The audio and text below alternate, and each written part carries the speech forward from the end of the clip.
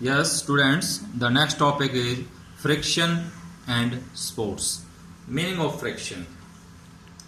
देखिए फ्रिक्शन है क्या। आप फ्रिक्शन के विषय में जो गति के पहले नियम के अनुसार हमने पढ़ा कि एक स्थिर वस्तु स्थिर ही रहेगी और एक गतिशील वस्तु है उसी दिशा और उसी चाल पर गति में रहेगी जब तक कि उस पर कोई एक्सटर्नल फोर्स न लगाई जाए। ये गति का नियम पूर्णतः ठीक है, लेकिन प्रैक्टिस में ये क्या होता है, विपरीत दिखाई देता है। एग्जाम्पल के लिए जब हम क्रिकेट या हॉकी बॉल को हिट किया जाता है तो ये मैदान पर उसी दिशा में तीव्रता से जाती है जिस दिशा में बॉल को हिट करते हैं। तो हिट करने के लिए जो शक्ति लगाई गई है, लेकिन कुछ समय के बाद इसकी गति कम हो जाती है और अंत में ये जो है स्थिर अवस्था में आ जाती है। ठीक उसी प्रकार एक आपका डिस्कस है, हैमर थ्रो है, चाहे आपका जेवलिन है, जब वो फेंका जाता है तो उसी दिशा में जाता है जिस दिशा में शक्ति का प्रयोग किया गया है, लेकिन कुछ समय हवा में आगे चलने के बाद ये नीचे आने लगता है और अंत में मैदान पर आ जाता है।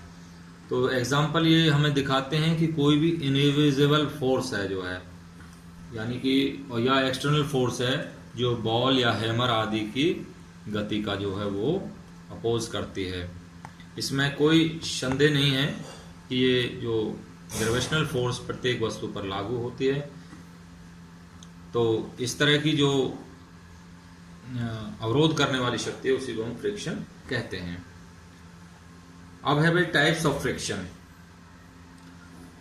जनरली क्या है कि फ्रिक्शन दो प्रकार के हैं, static friction and dynamic friction.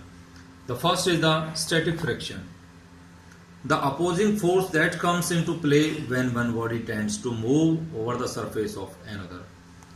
देखिए, जब एक वस्तु दूसरी वस्तु की सतह पर बढ़ना शुरू कर देती है लेकिन वास्तविक गति अभी प्रारंभ नहीं हुई हो, तो इसे हम क्या कहते हैं, स्टैटिक फ्रिक्शन कहते हैं। डायनेमिक फ्रिक्शन, डायनेमिक फ्रिक्शन जो है is the opposing force that comes into play when one body is actually moving over the surface of another body। ये तब लागू है जब एक वस्तु दूसरी वस्तु की सतह पर वास्तविक रूप में बढ़ना या चलना प्रारंभ कर देती है। डायनेमिक फ्रिक्शन भी दो प्रकार का हो सकता है, sliding friction and rolling friction. तो पहले हम वर्णन करेंगे स्लाइडिंग फ्रिक्शन। देखिए, the opposing force that comes into play when one body is actually sliding over the surface of the other body is called sliding friction। ये कब लागू होती है, ये शक्ति तब लागू होती है जब एक वस्तु वास्तव में दूसरी वस्तु की सतह पर सरकने लगती है, यानी कि, और तो उसे क्या कहते हैं, हम स्लाइडिंग फ्रिक्शन कहते हैं। जैसे आइस पर स्केटिंग करना, पोल वाल्ट में पोल को प्लांट करना, ये इसका एग्जांपल दे सकते हैं। The next is the rolling friction. The opposing force that comes into play when one body is actually rolling over the surface of the other body is called rolling friction। ये जब एक वस्तु दूसरी वस्तु की सतह पर वास्तविक रूप से रोल करना शुरू कर देती है उसे हम क्या कहते हैं, रोलिंग फ्रिक्शन कहते हैं। एग्जाम्पल के लिए जब एक हॉकी या क्रिकेट बॉल को हिट किया जाता है तो ये क्या करती है, ग्राउंड की सतह पर रोल करती है, लुढ़कती है यानी कि, और फिर कुछ समय के बाद आपकी रोलिंग फ्रिक्शन के कारण रुक जाती है। और इस प्रकार का जो फ्रिक्शन है वो स्पोर्ट्स में व्यापक रूप में देखा जाता है। अब इसके advantage and disadvantage of friction है स्पोर्ट्स के अंदर। देखिए, फ्रिक्शन को एक आवश्यक बुराई कहा जाता है, लेकिन इसका अर्थ है कि स्पोर्ट्स के क्षेत्र में इसकी आवश्यकता होती है। फ्रिक्शन के अभाव में स्पोर्ट्स के क्षेत्र में अच्छी उपलब्धि प्राप्त नहीं की जा सकती। एग्जाम्पल के लिए कोई भी एथलीट्स है वो स्पैक्स का प्रयोग और फुटबॉल के खिलाड़ी स्टड्स का प्रयोग जो है प्रॉपर फ्रिक्शन के लिए करते हैं।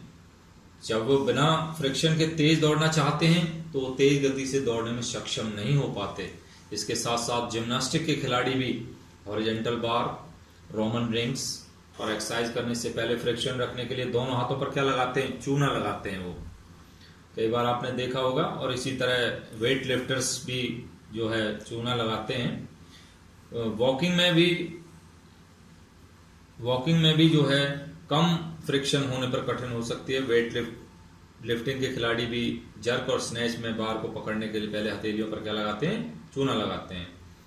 बैडमिंटन में खिलाड़ियों को प्राय देखा गया है कि वो लकड़ी से निर्मित कोई भी कोर्ट है और तो उससे पहले अपने जूतों के जो सोल है उसको रगड़ते हैं। वास्तव में खेलों के क्षेत्र में अनेक एग्जाम्पल हैं जहां पर की फ्रिक्शन क्या है, लाभदायक होता है। इसके विपरीत कुछ खेलों में फ्रिक्शन उसका डिसएडवांटेज भी है, वो हानिकारक भी होता है। जैसे साइकिलिंग में सड़क और जो साइकिल है उसके टायरों के बीच यदि अधिक फ्रिक्शन नहीं होना चाहिए, यदि अधिक फ्रिक्शन होता है तो क्या है कि साइकिलिंग करने वाले खिलाड़ी की एनर्जी भी अधिक खर्च होगी। साइकिलिंग में जो है फ्रिक्शन की जो शक्ति है उसको कम करने के लिए टायरों में हमें क्या है, हवा पूरी भरी होनी चाहिए। रोलर स्केटिंग में अच्छे प्रदर्शन या परफॉर्मेंस के लिए रोलर्स में भी कम फ्रिक्शन होना चाहिए।